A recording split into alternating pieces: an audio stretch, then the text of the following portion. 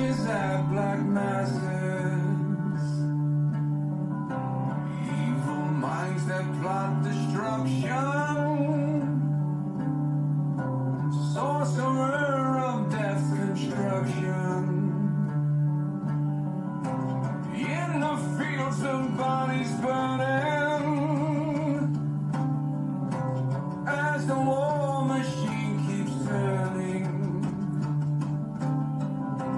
death and hatred to mankind. Oh, you caught me putting the hat on. I did not time that good at all. My God, I look like a floating head. Technical issues. So, good Lord, I'm really close to the screen and I'm bright. God. Hello, everyone, and welcome to Shaman Sundays. I'm your host, I think, Brandon Cooper, host, Shaman Gnome, and Basement Dweller. It seems like anytime I go to visit friends, they put me in the basement.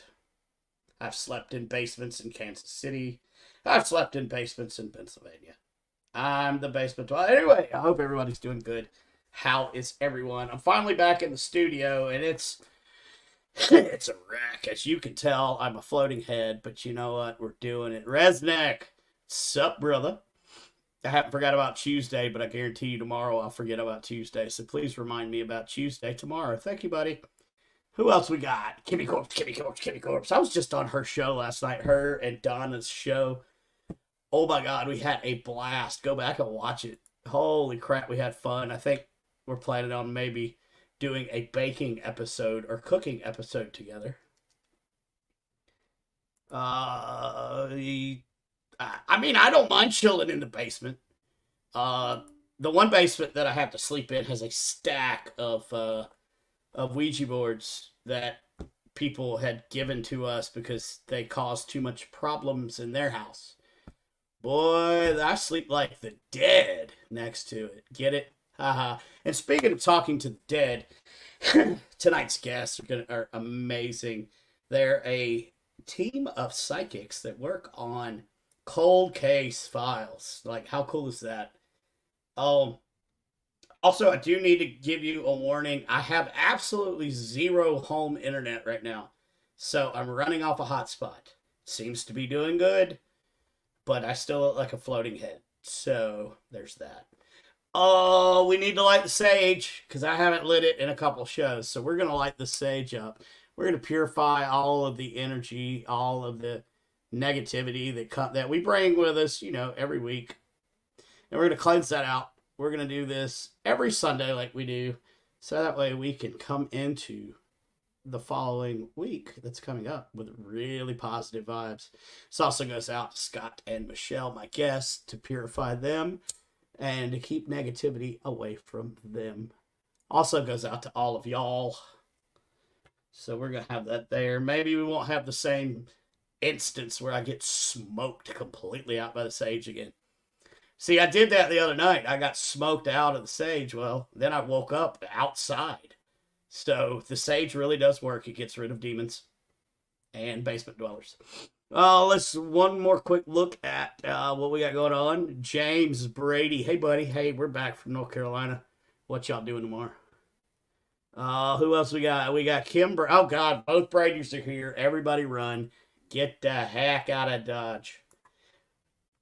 Kim and James are, of course, Dark 30 Paranormal. Love those guys. Hey, Tracy.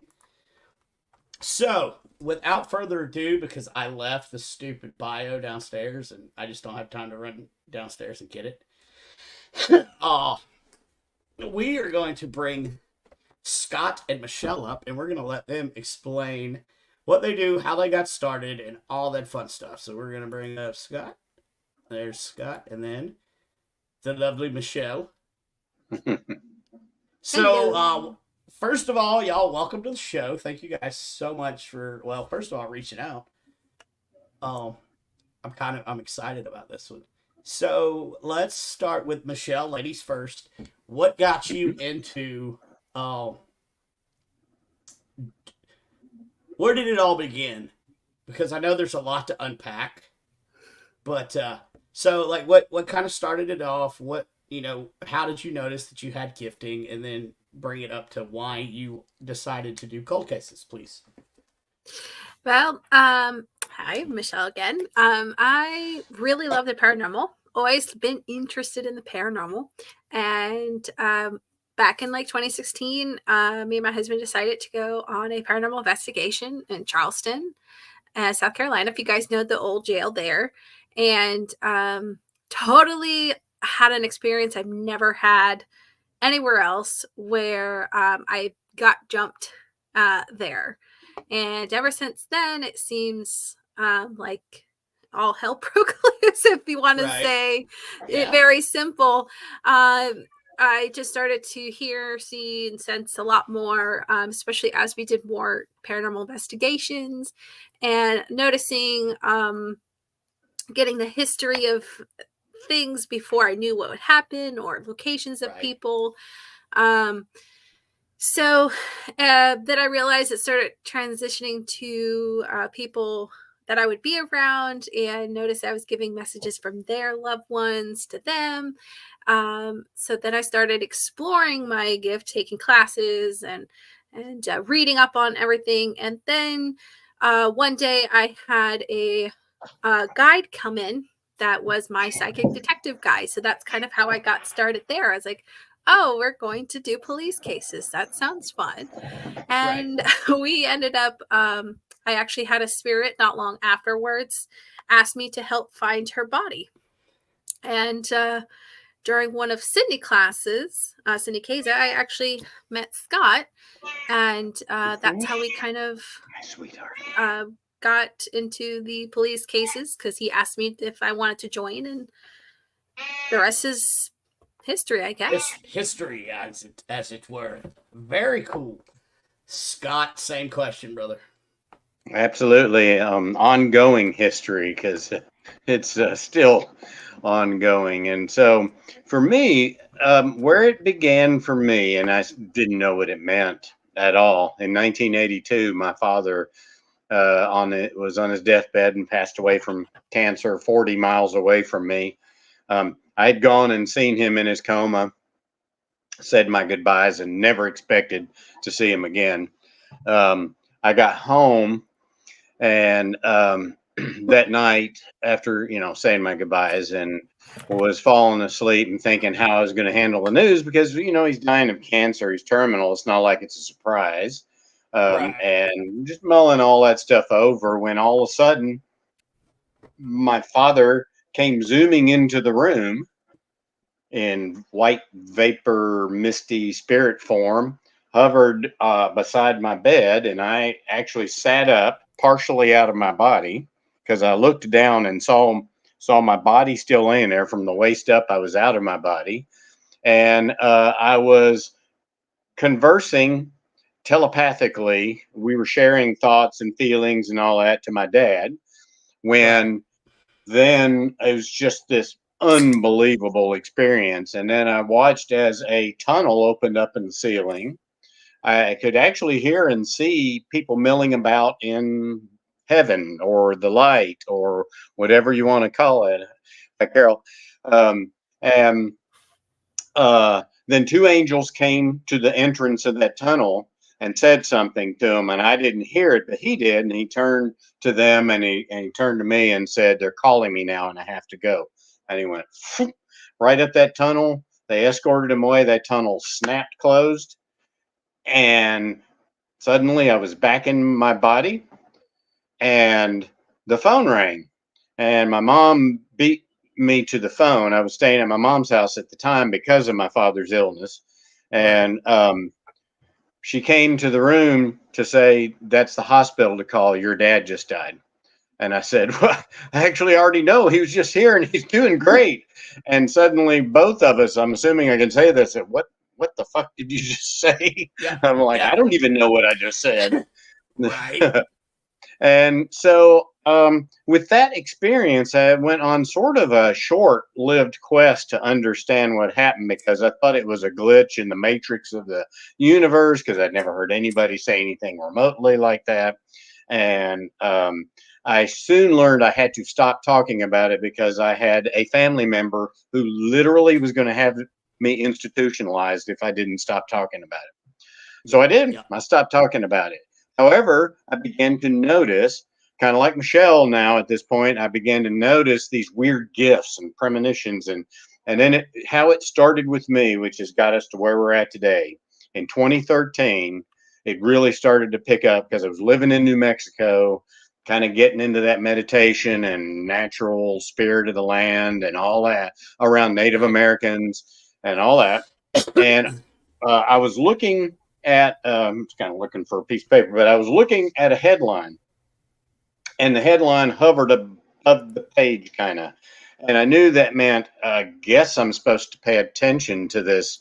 So I looked at it, and without reading any of the article, I went into a sort of a deep meditation, and all of a sudden, I did what I now know as psychometry. I saw past, present, future.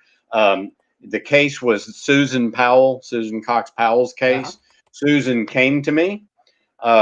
She took me to where she was in water, and I got to lay and look through her eyes. And I sat up and I looked around. And anybody who wants to go to our website can actually see I've been to that site. And I have a drawing in my journal I drew in 2013, and it exactly matches where we found her at now. So, so that got my attention. Then a month or two later, the same thing happened with Jody Husentroop. I saw that. Jody came and took me to the power line level, and I observed her abduction. And then she took me to her grave site and again let me lay in the grave, let me look, sit up, look around, see the field, see what it looked like, and really memorize it. And so those two kind of started me, and I started taking notes because what I'd noticed as I started a journal, taking notes, I noticed that I was like 100% correct on all of these. I was shocked that I would go things I couldn't possibly know. I was picking up in these meditations. So then to get to where we're at now is I worked on that for a short while and couldn't get anywhere with law enforcement and family and all that. And I then packed it away, put it aside. This is too much work. I'm not getting anywhere. Right. Then fast forward to 2020. What is it? It's 2022. The same class Michelle was in. Lisa, who couldn't make it because she fell ill tonight, it sent me a link to Cindy Kaye's classes. And so it was, a beginner's guide to mediumship. And I signed up in the end for like 4 of her classes. And one thing Cindy does, and so, by the way, this is not a plug by Cindy. Cindy, this is not an endorsement by Cindy at all. Got to say that. But I am going to plug her because we are here doing what we're doing because what she inspires is breakout sessions in which the students get together and kind of work amongst themselves to develop their skills. Well, I started a breakout session, and within that breakout session, we decided to go visit. That's why I brought up those 2 cold cases, because we pulled those into the mix, and suddenly we found when you focus 7 mediums on one spirit, we got in like 2 days on all the cases. We get like all the answers to everything we need of what they need for peace. Right. And in a lot of cases, what happened to them and where they're at. Now, not everybody wants their body found. That's an interesting thing we've run into. But everybody, just like everybody's unique, what we ended up doing was forming a group that our main goal, you see, is find them peace, bring them home. We don't necessarily go after solving crimes, but what we do is we connect with spirits that are earthbound, that have unfinished business, and we try and find out what they need for peace and try and get them to the light. And as long as it's legal, moral, safe, and all that, we will do everything within our control to try and help enable that.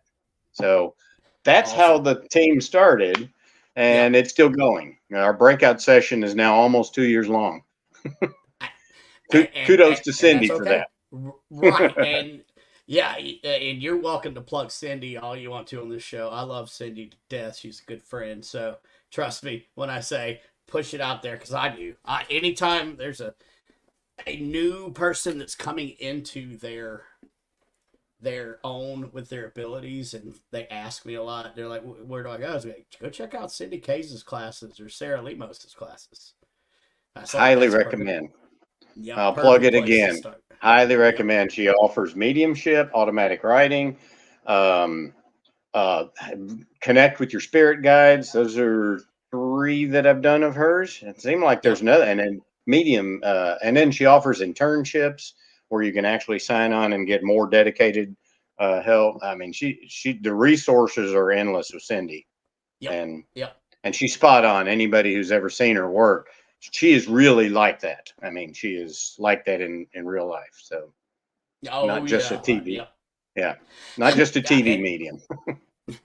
the only difference when you meet her in person is she's really like only 5'2". But if you look at if you look at her car, like the whole floorboard, Cindy, if I'm not supposed to tell the story, well, I don't care. It's my show. I'm doing it anyway. Her whole floorboard in the back of her car was filled with nothing but heels, just like, and I'm like, you can only wear one pair. What are you doing? And Let's see. obviously, by Michelle's reaction, that is not what you say to a woman who likes No. shoes, apparently. But other than that, I mean, she's amazing. She's sweet. She's Well, she must have had heels on then in this picture because she's actually taller than me with her bun. But I didn't look at her feet, so I guarantee you, she was in heels. Guarantee you. Yeah, probably. But I still love her anyway. Quick shout out here to Crystal Hill of the Ghost Hunting Housewives. We had a great little interview the other day when I was down at the beach. Check them out. They're going places. I think you can just find them on all of the what am I talking about? Social sites at oh my god. I can't think. I'm just listen. Yeah. Can you post those links in the description after this, or I can look it up too? No, I can make sure it goes in the description, but I do have to shout out the Ghost Hunting Housewives because they're doing big things. And I see Jennifer Talley snuck in. Jennifer, I heard you're out in Wisconsin with no internet. I'm so glad you're watching my show though. Jennifer Talley, great lady. New Orleans Paranormal. I'm coming down. My wife and I are going to go down and check out Jennifer Talley and her group down in New Orleans sometime next year. Well, Jennifer, we have a case down there that we're working on. You need to get in touch with us, please. We actually have a case right down there that I'll be visiting. Ella, yeah. Okay, well, I can make that happen. Let's. Okay, Cindy opened the door for me too. Some friends of mine are going to Sarah Limos Ayun for mentorship soon. Both great, amazing ladies. So you can't go wrong either way. Oh, love it. Okay, Jennifer is back in NOLA, and absolutely so. I will connect you guys. Good, yeah. After the show. So, Michelle. Yes. Walk me through like your first cold case, like when you're doing it, like the feelings, the emotions, everything. Because I don't do cold cases. I don't know. Well, for me, when you start to go through, at least in the beginning, they're pretty raw. They're much different than mediumship readings, where the spirit almost feels a little bit removed from what's going on. They still take you through your death state, like what happened when they're dying and things. But with cold cases, it seems very, very intense, to the point of sometimes where you actually have to tell the spirit to back off because I can't breathe, or I'm feeling a lot of pain in certain areas, because they are so focused on that situation that happened to them. So you're getting all those intense emotions. I know one of the cases we worked on, she was screaming the entire time. And that is one definitely thing I can't get out of my head every time I think about her, because it was just, it's so intense. And, you know, the spirits, what they say, as unfortunately they are passing for some of them, when it is a murdered missing case, is very loud and different. It's just, I would say, more intense than a mediumship reading, because, you know, in readings, they're kind of happy and jovial, but in cold cases, you're getting a lot of those negative emotions and negative situations. And recently, it seems to be my spirit team is switching me from some of the situations with the victim to tapping now into perpetrator, as perpetrators can give you a lot more information sometimes than victims, because victims being past, they're very much not in the right mind frame. Perpetrators can give you everything, at least as much as they want. But if it's just like some of the cases where we're just finding a missing body because maybe they self-inflicted themselves, again, you're feeling all that despair, the regret, the tired, you know, but they're still able to help you in a way find them. So that's what it kind of feels like for me. That makes sense. Scott, same question. How did, like, your Yeah. very first cold case? Yeah. So the term I like to use that Michelle's trying to describe is most when we connect to these cases early on are in what I call trauma state. They're literally stuck in a ghost loop, reliving these last moments of their life and all the horrors. And even though the case could have been, well, let's take Jody, 27 years ago. When we finally strongly connected to her, she was a mess.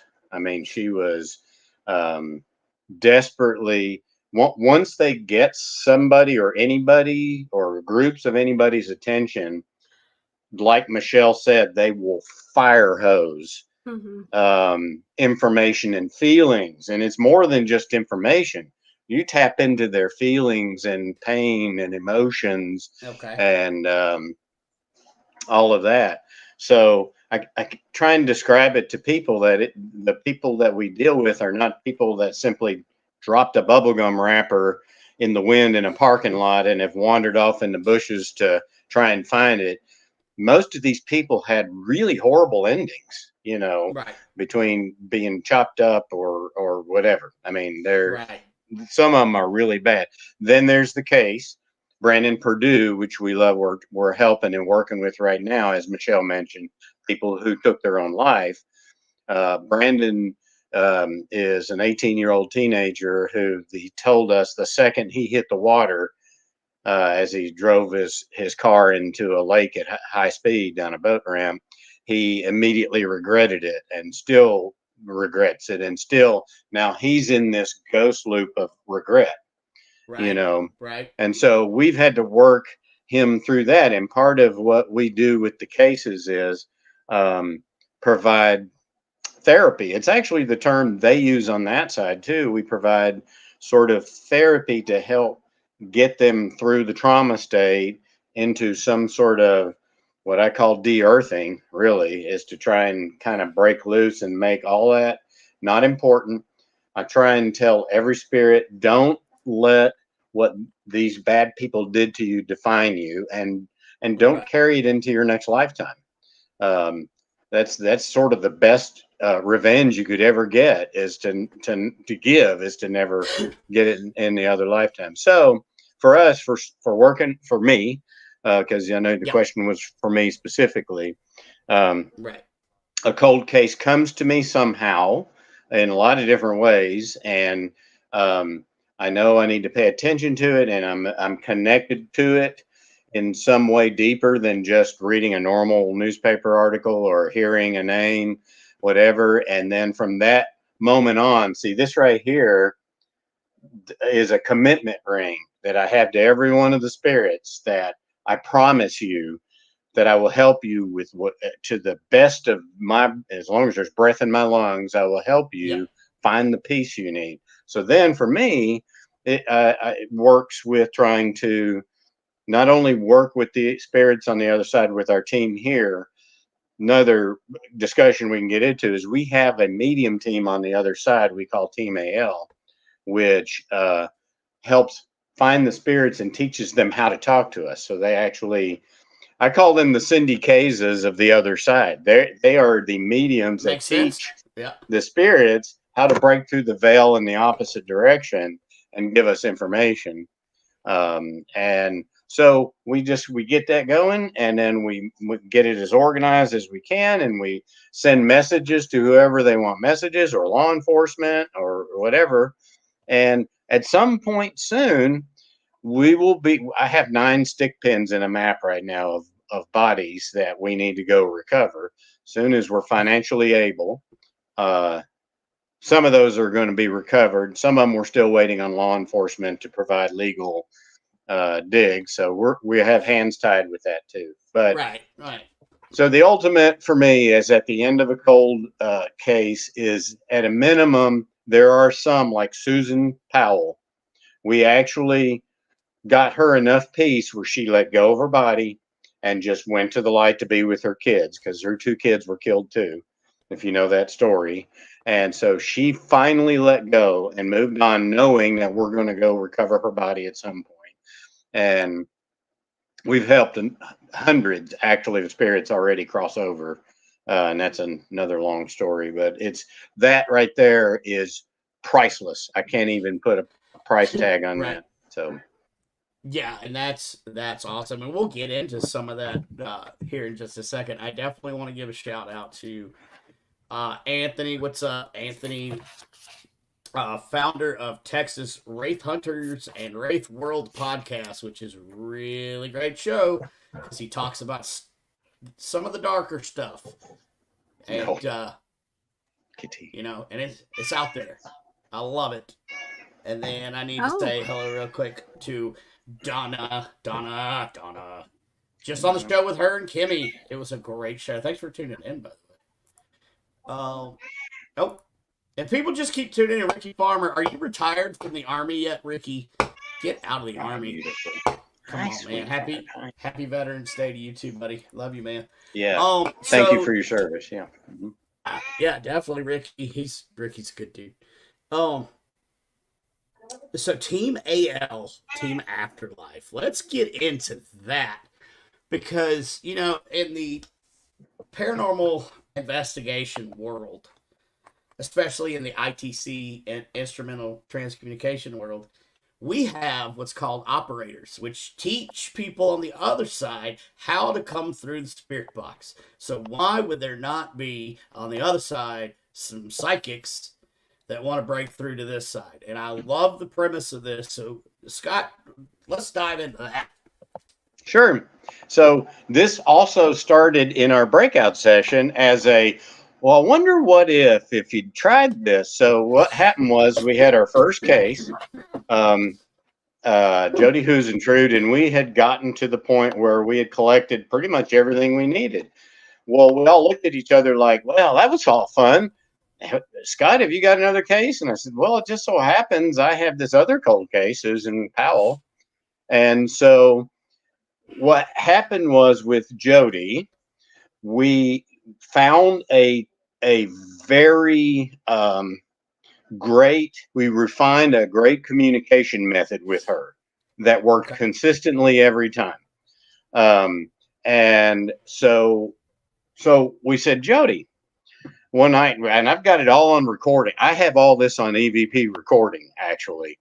I said, Jody, could you go find Susan Cox Powell and bring her to your communication center? We'll just call it that for now. That works. Studio. We'll call it her studio. And I said, do you think you could teach her to talk to us? Well, now, at that point, Team AL had already grown by about 10 members because there was a point where Jody was so low emotionally that I called in every family member and friend that I knew on the other side to give her one big group hug to just put a whole bunch of positive energy and pull her up because her vibrational level was just getting really low. She was very despondent. Right. So so then what happened was one of them was my high school buddy and Lisa's brother, who's now here, Robert. He's been dead for about 10 years. Um, and my dad, Lisa's parents, two high school buddies of ours, in addition to that, all became the sort of the founding Team AL group that worked together to not only help us, but also play jokes on us. I have so many practical jokes that they did collectively. That's a whole nother story. But so so Jody says, okay, when I said, please see if you can find Susan and teach her to talk to us. We didn't know if this would work. So she goes and finds Susan and brings her, and we literally have on voice. Susan shows up, and Robert is standing there playing a joke on her, saying, well, you got to flap your arms like this to talk to them. And I had this on EVP. I'm not making this up. And they're all like, Robert, stop, you know. Yeah. And so then I give them a minute, and then finally we say, Susan, are you there? And literally we have Susan going, is that me? And then she starts talking. Yeah. Now I have a montage of, is that me or it's me? So one of the things we're finding with our EVP stuff is that everybody, just like they have a unique uh, um, gait in the way they walk, they also have a Right. unique vernacular. And we've actually, on several of our people, been able to go pull recordings of when they were alive and compare it to the other side, and they're the same. So we have one of those for Susan. We're working on some of those for other people.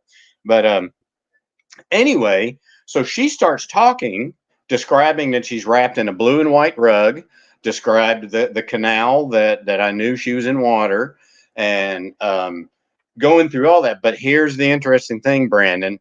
There was a spirit guide standing there, and as soon as Jody got her to say, Susan, to say her first words, that spirit guide goes, interesting. So they were standing by watching to see if it worked. And it did. And then from that moment on, then it was the Susan Jody team. They went and got our third case, which was Jared Bridigan, taught him how to talk to us. We then solved his case, and actually, we're working on that, but we actually shared with law enforcement and the family exactly where they could find information on where Jared knew he was in possibly in trouble because his ex-wife was involved in something nefarious.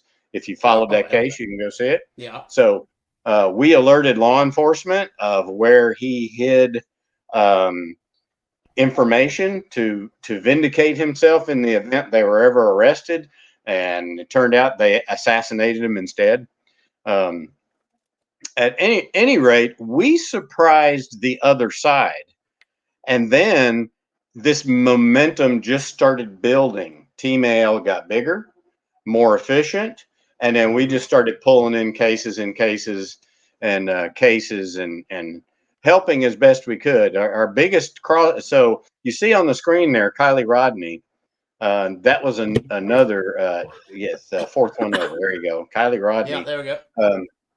I don't know if you remember that case, but we actually knew where her car was long before AWP found it. We tried to contact law enforcement, but they published a broken link, believe it or not, and we couldn't get the Of course. information to them. Yeah, because that's a big cover up. Kylie, actually, though, has been very helpful. She has been, so I don't know how much you know about her case, but she was underwater for like 20 days or something like that before they found her car. She was trapped underwater.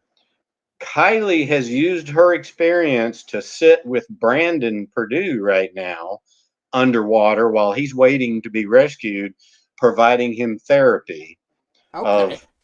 of, because she can relate. She's from the same area as Brandon, geographically, sort of. She went through the same trauma, sort of. Hers wasn't a suicide, but so that's sort of how Team AL, everybody has their specialty. And then so what happened was Kylie helped escort a group of 300 children at one time to the light. I actually got to see it, to the light, from Halcon Cemetery in which is in North Wales. And so everybody's doing their own thing, and so what I try and do as sort of a team leader, I don't like to say I am, but I kind of sort of am the corraler, the herding of the calf person. But what I do is I allow everybody to bring their unique gift, even on the other side, to this collective. And that's what makes it work. You got people on our team that are great at automatic drawing, others that are great at their different clairs. I'm a tech guy, and yes, we are a team. Yes, so feel free to contact us.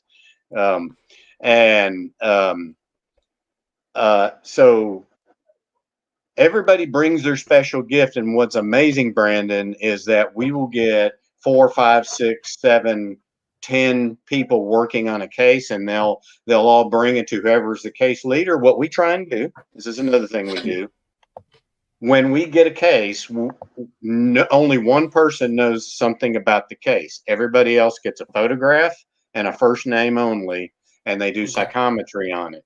Then they all bring to whoever is the case leader on that their information, and you would be shocked at, even though it's different methods, how people end up getting the same information through different inputs, sensory inputs, and EVP and all that. Anyway, I'll stop talking so you can ask other questions. Because no, I mean it's good. It's good. This is what I like. So Michelle, question that just kind of popped up for you. Sure. So, doing cold cases, have you done any missing children, and how does that affect you? I think we've done one. I know he's talking about the 300 children. I had to take a little bit of a leave because I had a death in the family for a while there, and was working through a lot of things, and I felt my guides shut me down for a while, so I wasn't involved in some of the stuff. I just recently got back within the last few months. But dealing sometimes with children, they're the most like forgiving lot I've seen with anything. Even sometimes, if you want to say being still here, they're still very cheerful. Do you know what I mean? I've talked to a lot of maybe not even missing, but just babies that have passed from like a shaken baby syndrome. And I forgot a few others that we've done too. But they always are concerned for their parents. They're always still wanting to play. And it is a little frustrating sometimes, just because they are children.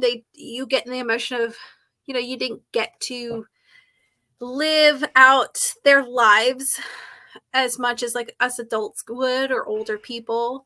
But I always take it like, well, but they've got to be solved just like any other case. And, you take care of them a little bit differently than you would adults' spirits. You have to be, like I said, more playful with them.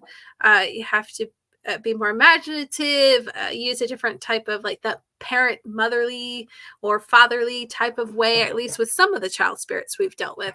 I don't know if Scott's had a little bit different experience, or but I know that's what I find I have to do, is be a little bit more motherly when it comes to those type of spirits. So that's kind of why I asked you that one, because a lot of times I've talked with a couple of other people that do missing cases. Cindy, I talked to Cindy about it and stuff. And when we get to missing children and My Little Pony that lights up, it's just amazing. So if you turn that into a REM pod. Anyway, sorry, the tech side. I actually, so the reason I'm showing you those is, as she was talking about them, they that all those are part of a play center I have for the kids. So we have kid spirits that we literally, just kind of like Michelle said, they kind of need parenting. So we kind of take them in. We've got a couple. So Aubrey Mitch, on the other side, she's on Team AL. She was a beautiful 32-year-old. I think she was 32 when she was killed in a motorcycle accident. She was a Army nurse, I think, and I may be getting this all wrong. I apologize, Mitch family, if I'm messing her bio up, but I know she was in the military as one of those nurse persons. And so when she came to Team AL, she brought that gift. And so she likes to take the kids. She watches over them. Yep.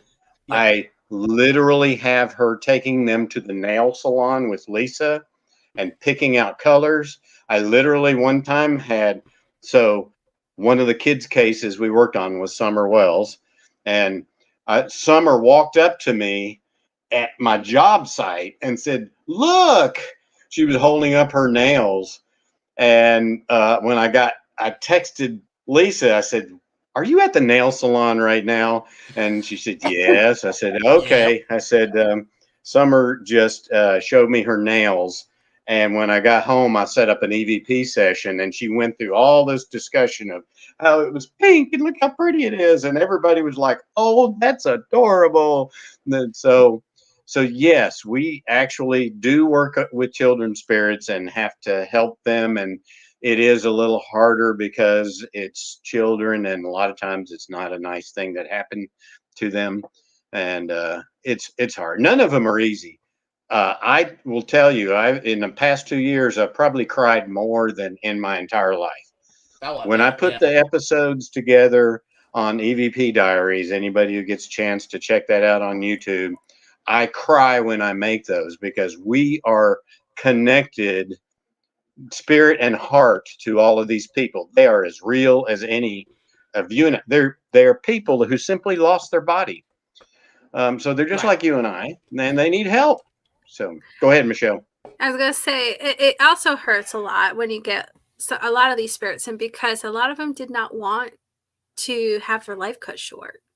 So a lot of them are crying because they did not get to fulfill their life, even if they're in their 30s. Let's say Yes. they still feel like their life was cut short, and they're really, some of them can get very angry about it because that this was not in the plan. They worry about their children that are still Right. here. They worry about family members that are still here, and they're pissed off that some of the their life was cut. And so you do get some of that emotion as well, and you kind of do feel it as well. You get kind of like amped up, and sometimes again you have to remind spirit, "Hey, back up. I can't do this and help you at the same time." Yeah. That's got to be taxing on, especially if you're working on a big case. That's got to like be draining. And so Michelle, like, what do you do to like protect yourself and regain your energy after working on a case? Things I like to do. Yes. I actually have to shut off any type of social media, connect it with mediumship for anything or any paranormal that I like to do on the side. I just literally have to shut off my computer, leave my room, and I honestly sometimes I'll just go outside and just like breathe. Yep. And take deep breaths for a little bit, and then I'll just do something else. Me and my son have been really into Splatoon lately.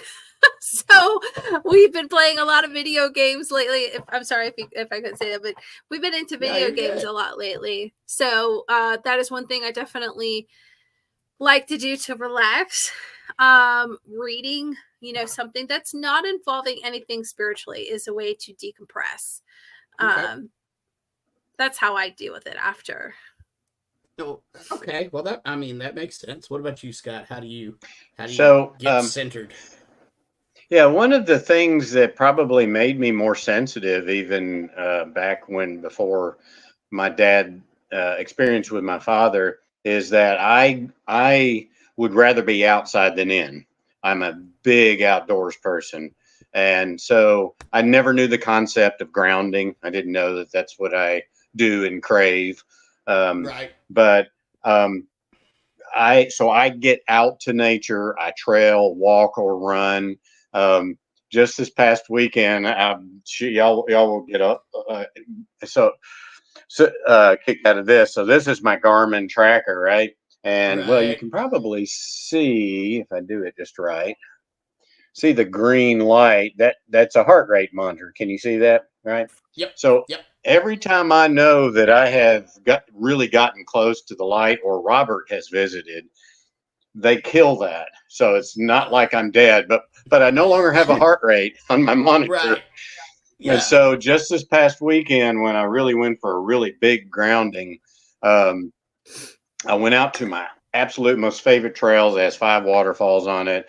And I grabbed not one, but 2 trees, and I closed my eyes and I just went, and it stopped my heart rate Yep. monitor. And Yeah. so that's, but for me, that and saging. I wanted to thank you, by the way, Brandon, for saging, because I do that too.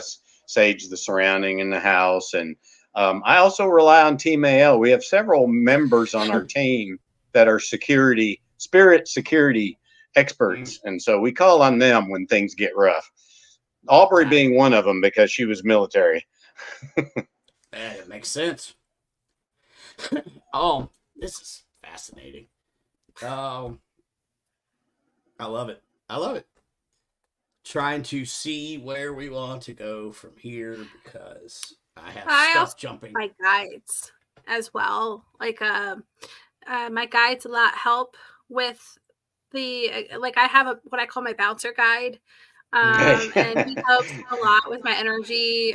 Sometimes like they just recently upgraded, if you want to say, my protection to a new image that they've given me of it. It used to be kind of like a bubble.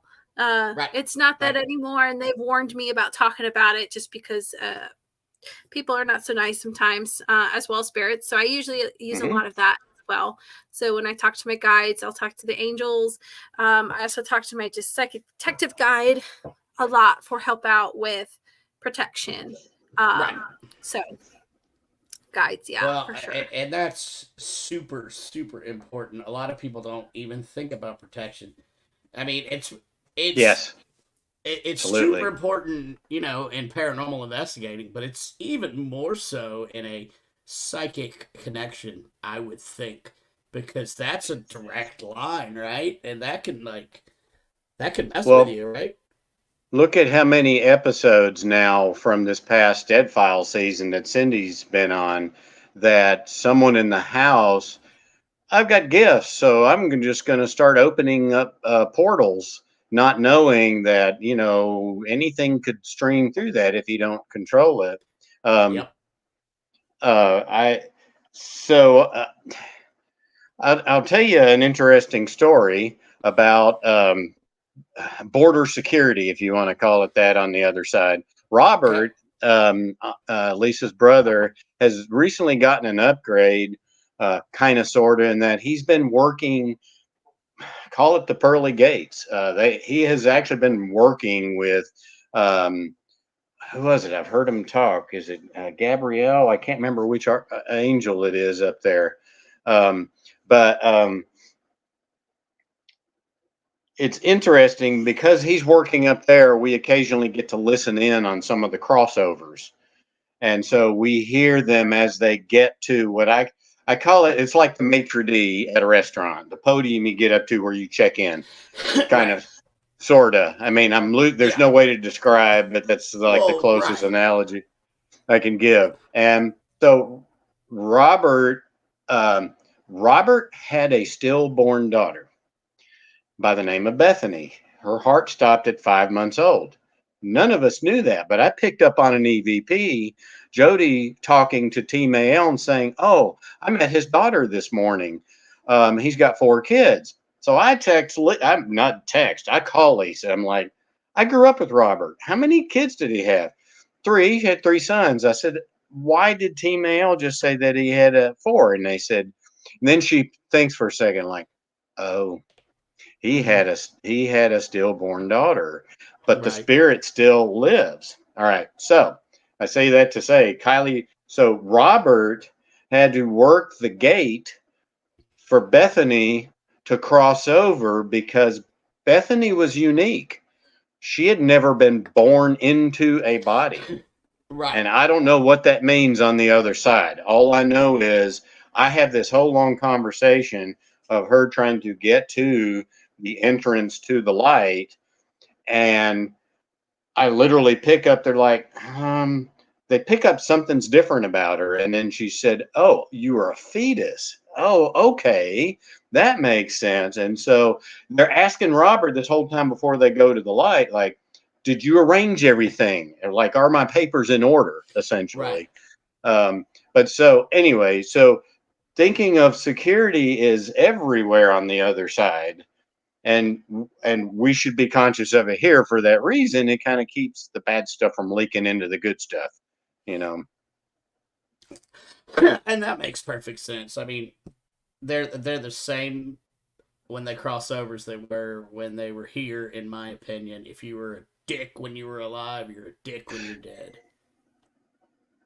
You know. Yeah, in fact, they sometimes have to go through de-dicking sessions where they actually have to, there's no other way to say it, they have to go through therapy before they can proceed to the next level sometimes. We actually have had to deal with, or that case, Michelle, that you're working on right now. I know Cindy's been having to work with Ella to kind of get her away from her darker tendencies, you know. Yeah, because some of the spirits you'll get in, even though they come to you, they want to be found. Some actually will still try to protect the people that murdered them because of their sense of warp of love. Stockholm Do you know syndrome. what I mean? Yes. Stockholm syndrome. Good. So there's spiritual Stockholm syndrome. That's a good one, Brandon. I'll remember that.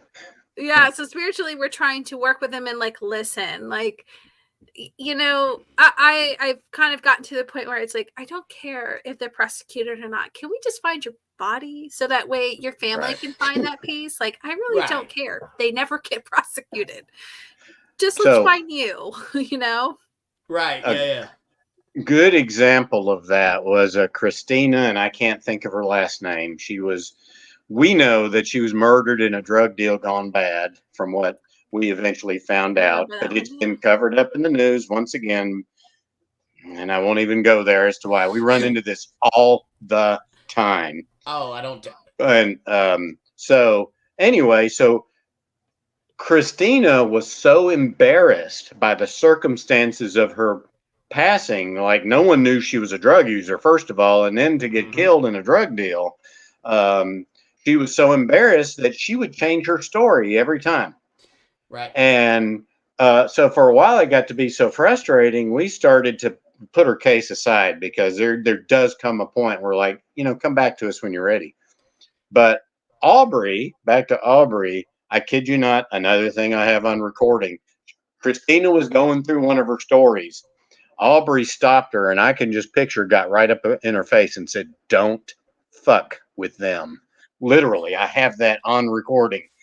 And she just straightened right up, and she never lied to us again. I mean, sometimes you just, hey, Nancy, sometimes that tough love from the other side is, I don't know where I'm going with that. I'm just picturing a ghost. I don't know. Spanking. But just like over here, it takes a little bit of structure to kind of get things going. It's been very helpful to have a team on the other side that provides sort of the same structure, Hello, Linda. Hey, Linda. Yeah, I mean, I guess there needs to be probably more structure over there because you can do probably whatever the hell you want to do, and that's just not a good. Yeah, it's not a good thing. Yeah, they can manipulate things, and when they learn how to manipulate things, it can be bad. Yeah.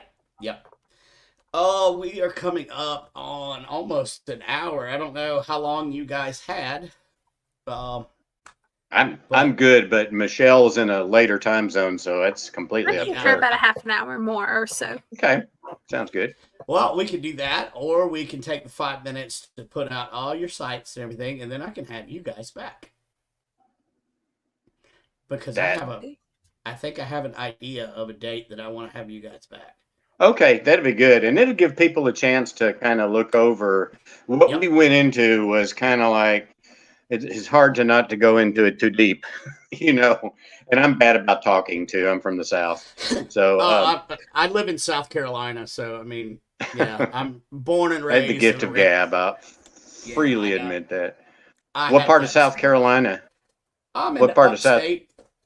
In Okay, the I've upstate, been to you been to where? Columbia several times, and actually, no, I was upstate. I do some Spartan races, and there was one right on the border of North and South Carolina this past year. I can't remember the name of the town. Is anyway, keep going. Oh no, yeah, you're good. Well, let's talk about where people can find you. I have your YouTube down here, but like Hmm. Scott, where can people like reach out to you or Michelle or the team if there's a team page? Just let everybody know how they can get in touch with you. Right. So for me, I'm going to let Michelle also has some additional things. So Greg's got a question there. How long have the team has morphed for almost 2 years now? About mid-January of last year was when we started kind of accumulating different mediums, and it's all volunteer. So that's why people have come and gone, and people occasionally come in just to do one case. Like Julie Genovese one time came in to work on one case, and it was spectacular. And Sue Winters and a number of others that have just kind of throw in to help with the case. They're not in for every case, but they'll help with one. Um, I know that so sometimes having too many people on a case can also convolute a lot of things. So I know that we've have invited some people and we've had to be kind of nice and say like, okay, we need to exit, unfortunately, because Right. I at least I find personally having so much, it can get really overwhelming. And so Yep. having like the four that we have now seems to be really strong. And I feel like we work very well together. As we mentioned earlier, we have a lot of differences where Scott works a lot well with the electronics. Most of the time recently have been tapping with a perpetrator, and then we have the others in drawing. Yep. The drawing thing has become very new and helpful with pinning mhm, down very. locations, as well as the other two on our group are very well and working with the victim and talking with them, because for me, my side, I can get tough with spirit, because I do tend to sometimes work with some of the things people don't want to work with. And so I know how to get tough with spirit. So I can get tough with the perpetrator too. So I have no problems with that. I have a Oh, guide who's made just for that. So, yeah, I have a case right now that I'm getting ready to likely face some of the perpetrators. I've been told by the other side I'm going to. One of them's going to laugh in my face, supposedly, Okay. and the other one is going to want to try to help, thinking it will lighten his sentence. But don't know how. Again, like Michelle said, I really could care less if anybody ever gets a conviction in any of the stuff. I mean, while everybody wants justice, what I Right. want is peace. What we want is peace. We will just want them to let it go. Makes sense. We'll do as much as we can. We can't control law enforcement, and in a lot of cases, a good lawyer can change the outcome of any case. Well, yeah. For both the good or Well, the yeah. bad. Right. Um, yeah. so, um, so if people want, I'm gonna let you talk again, Michelle, because you didn't tell about your TikTok unless you Sorry, don't. I got a little sidetracked there. That's Yeah. okay. We're good with that. Greg's asking. I'm from Florida, so I'm from Florida. But so I have a TikTok handle where I do a lot of my talking about mostly mediumship on there. My husband and I, first of all, mine is just Michelle_medium. There's nothing really to it. So if you find me on TikTok, that's what my handle is. And then my husband and I started the paranormal site on the other side, on a different TikTok called Midnight Sky Paranormal. So we do that as well. And then, I have websites too. If you guys need to get in touch with me, it's just Michelle Pace Medium. That's all it is. Scott handles very graciously handles a lot of that too, as well, with the EVP Diaries on the YouTube channel. Yeah, and so we have a website. Hey, Mike, we have a website that you can go to, centralize all this stuff, evpdiaries.com, without the V in front of it, just evpdiaries.com. And then on YouTube, it is the EVP Diaries.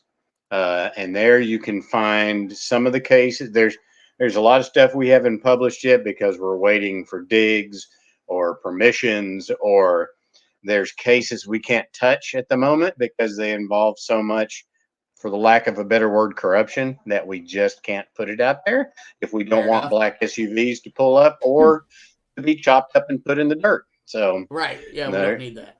Yeah, and then the email you can reach us at is theevpdiaries at gmail.com. theevpdiaries@gmail.com. That'd be an email. You can reach out to us. And then we have a Facebook group called Find Them Peace, Bring Them Home that you can kind of follow. We try and keep whatever we got going on. And sometimes there's long drawn silences between, because we're still working on developing either a special tool or permission for a dig or travel arrangements. And so a couple months might go by and then there'll be a bunch of stuff, but well, okay. And y'all, go ahead. Sorry. No, I was going to say we welcome anybody can write us and talk. We love talking. We love sharing this because there are people that might now bring us cases, and there are people who might want to help with cases after watching this, and we welcome both. So. Yeah. Well, awesome. This is fascinating. I'm definitely going to have you guys back. Because I love it. I love talking about cold cases, and you know, that's my relaxation jam. Is true crime, which is, you know, just weird. Yeah. I mean, I'm a Marine, for God's sake. I mean, I like stuff like that. But yes, and thank you for your service. Oh, no worries, man. I didn't do anything. But thank you. Thank you for being somebody worth fighting for. How about that? There you go. That's right. I'll turn that right around on you. Don't tell me nothing nice. Yes, Let's see. Service, Brandon. My husband served worries. as well, so I understand that. Link you shared. I was an Army wife for a few years. Okay. Oh, right on. Nice. There. The link you shared has the other. Okay, cool. Thank you, Linda. Thank you. Yeah. And then I'm going to give a shout out to Mike. Mike, you forgot the word kumquat. You forgot Wawa kumquat. You forgot it. I'm disappointed. Look, I love these inside jokes with some of my viewers because nobody else gets it. Yeah. Let's see. Just to recap, the one thing, the biggest thing that we have learned here is remember to de-dick yourself. De-dick yourself before you try and cross over. No, absolutely. Do not cross over without some de-dicking. That's it. I'm sorry. That's the greatest line I've ever heard in my entire life. I'm actually gonna leave that over here in my studio, to where I can just keep pulling it up, and we'll just. Now we have an inside joke. I love it. Yeah. So I always, when I close out my show, I always say the same thing, and hopefully it'll mean something to you two as well. And I'm looking to see if Carol has it up to help me. I always say it's not okay, about Greg. Yeah, well, I'm used to it. Yeah, she was an Army wife. I guess maybe you didn't hear that, but she's used to it. Oh yeah, I've heard a lot of stuff. Oh God, bless your heart. And you were probably like the base wife. Were you on base in the whole 9 yards? No, I refused to live on base. I said no, thank you. Too much drama. Get me off base. Look at you being smart. Yes. No, I did not want to live on base. No. No, I don't blame you. I didn't want to live on base, and plus they paid you more off base. Oh yeah, you get a housing BAH. You get BAH and BAQ and all that. Yeah, heck yeah. Yes. So it's not about surviving the storm, but it's how you dance in the rain that matters. And as always, Carol helps me close out the show with remember to smile. We need more of that. We need more of that. Yeah. And just to throw that out, poor Michelle. Poor Michelle. Guys, thank you so much for tuning in. I love each and every one of you. Oh, I forgot. What candle am I using today? Headless Horseman from Candle Witch Company. Love it. Candle Witch Company. Amazing candles. Go check her out. Rachel King, proprietor. She is awesome. Join me next week as I don't know who I have because I don't have my cell phone. Sunday at 9. It's okay. But it's Sunday But at 9. we will be here Sunday at 9. Yeah. Yeah, so Sunday at 9. Again, thank you guys so much. Resnick, man, you stayed for the whole show. That's my man. Half the time I want to leave the show. Yeah, we must have said something interesting slightly. Well, I mean, I got to get my D. Dickin appointment. That's it. That's probably what he's trying to get lessons Lord. on that before he crosses. So I'm telling you, like normally I would just end the show and we'd be done, but this is just too much fun. I really don't want to, but I need to. So I'm gonna tell you what. Good night, James. Good night, James. You sexy devil, you. I'm gonna catch the replay of the show. Thanks for being here. Thank you, Linda, for being here. Thank you, Linda. Yes, thanks, And Linda. thank each and every one of you. Tabitha, I saw you come in towards the end. Please catch the replay. This is a very interesting podcast. One last time, I'm going to put up their YouTube. Yeah, and this is only part 1 that's not their YouTube. That's the wrong one. I don't know, but I should put that. I now need to put that in there so when someone searches that as a tag. Yeah, I think you should. And y'all That's going to be a hashtag. I was about to say. de-dick yourself. I'm gonna need you to I de-dick just see yourself. bumper sticker. T-shirt, hats. You know what? I have a t-shirt lady, and she's in here right now. So. Oh yeah, I actually may want to get her to make us some shirts. I've seen her mention that before. Yeah, she's amazing, Tracy Rizzo, and I can get you guys in touch. Yeah, we need to come up with a team shirt. I know there's one more person I got to shout out. It was Resnick. Okay, so Resnick now has a podcast called, Red Road Paranormal. It focuses on the Native American side of the paranormal with cryptids, little people, Sasquatch, you name it. I met some elementals that have been pretty cool. Yeah, we have a fire elemental that hangs out at my location. We're actually, one of our cases is the Trail of Tears, so we may need to get in touch with Rez. Definitely. Yeah. That's a big one. Okay, I'm actually going to end the damn show now. I promise. Okay. I think. So let me find this button that I got to push here.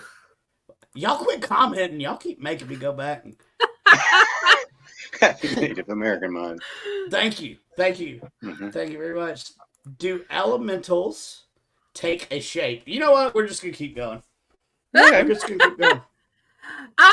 The elementals I have seen have. I mean, but I don't know sometimes if it's somebody asked me this the other day, like, do they see each other like physically on the other side? And to me, what my guides have shown, it's kind of like a projection of energy, and they show what they want. So I have seen them as stuff that they want to project as.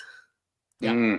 Like shapeshifter. That's my experiences. Kind of like shape-shifting, Michelle. Kind of like they take on whatever they want you to see. Is that what you're saying? I don't know if it's so much shape-shifting because sometimes, from what I've seen, they kind of stay the same of what they want to be perceived as. Now, I'm not saying that shape-shiftings aren't existing, but I've seen elementals like that just come in the same form. Do you know what I mean? Mm-hmm. So I don't know if Brandon might have a little bit more depth about this. I'll be right back. I got to fix some technical issues. Talk amongst yourselves. Talk amongst yourselves. Yeah. Oh, well, that's nice. So that's what I've seen elementals as. Do you know what I mean? So I have seen projections of, or at least that's what I feel like they are, taking shape with elementals. So. I've worked with a lot of guardian spirits and a few archangels and have seen them, but I have not dealt with elementals that I'm aware of yet. So Right. I A lot find of it them, fascinating too. well, a lot of them that I've encountered, you know, they're there for the land. They're there to protect the people of the land.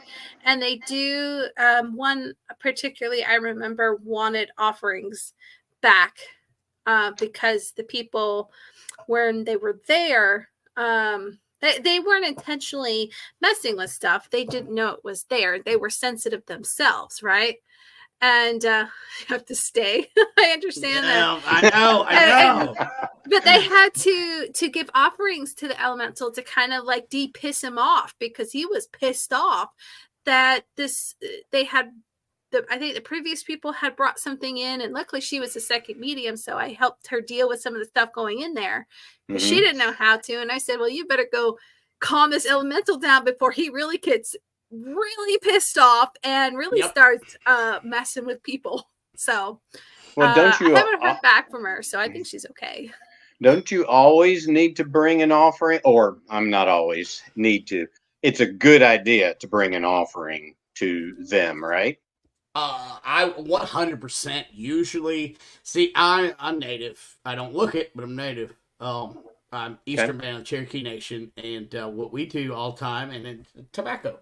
Just leave tobacco. Yes, right. And it's so just Lisa, it's just as simple as, if you smoke, instead of throwing the butt away, flick out that last little bit of tobacco and say a little prayer. Right. So Lisa I've is. seen some of them wanted to. This elemental wanted her to plant plants. Oh yeah, yeah. And it was like, that's what I want you to do, is because they were too much clearing of the land, and he wanted trees back, so they said to plant trees and shrubs and stuff. Mm-hmm. That is great. So Brandon, I wish Lisa could have been here. She's 50% Cherokee too. Oh, nice. Yeah. So she'll be on again. She just, like I said, fell ill. She got sick grandkids. She caught it from them. She was worried this would happen. And an hour before the show, she texted me, I got a high fever and I can't stay awake and I feel awful and I'm out. They wanted her to heal the land. Absolutely. Heal the land. Yes. Yeah. And you know what? Sickness happens. No big deal. We'll have her on next time. That would be amazing. And Resnick, I saw your message. No worries for the shout out, brother. Of course, I'm gonna hook you up. I'm looking at the comments one last time, because I'm going to end this show at some point tonight. Eventually, the batteries will run out. This show is going to go away because I'm tired. I just drove rode 3.5 hours. I'm tired. Went to go see the in-laws, so it was all right. I love them to Makes sense. Finally. My practice marriage, I wasn't very fond of the in-laws there, but now the real marriage. But now you're in the real marriage. I'm in the real marriage. So that practice one, I figured out what I didn't want, and practice makes perfect. Yeah. It does. That's why I had to get that one out of the way. Okay, can I? Are we gonna? Is anybody gonna post a comment, or can I end this show? Donna, you liked that, didn't you? The practice match. That's right. That was great. That was great. That's almost as good as de-dicking. Remember to de-dick yourself. De-dicking and practice marriage. This has been an educational session. Well, this is why I do it after 9. Yeah. True. And then I need to put this back up one more time if I can find it. Oh, thanks. Great show. Well, thank you. It's not me, Greg. It's the guests, man. Here we go. And one more time. There it is. Poor Michelle. I had to look for it. Guys, tune in. You know what? Hey, y'all want to see something funny? Since they call me the Paragnome. So we're going to play just a little video to give you everybody a nice little laugh before we go. Good. My God, I love that. What's that called? Oh, that's Winklebottom. Kind of a rarity in these parts. Came all the way from Germany. Boy, that's exactly what I need in my front yard. Would you consider selling?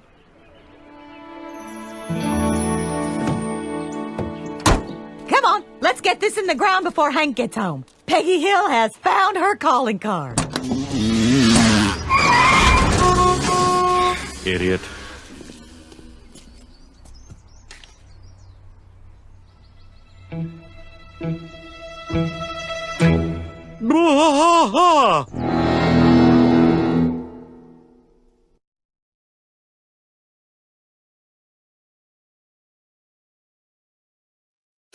There you go. There you go.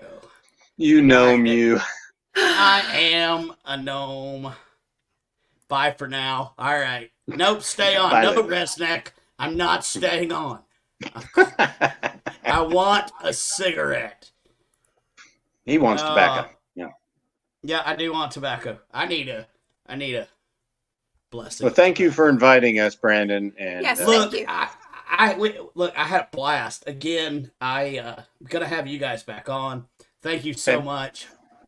And hopefully I will get Jennifer Talley's information to you guys down in New Orleans and stuff. So we'll talk again soon. I'm going to push this button and I'm going in. I'm not looking. I see there's 2 new comments. I'm not even looking. I'm pushing the button.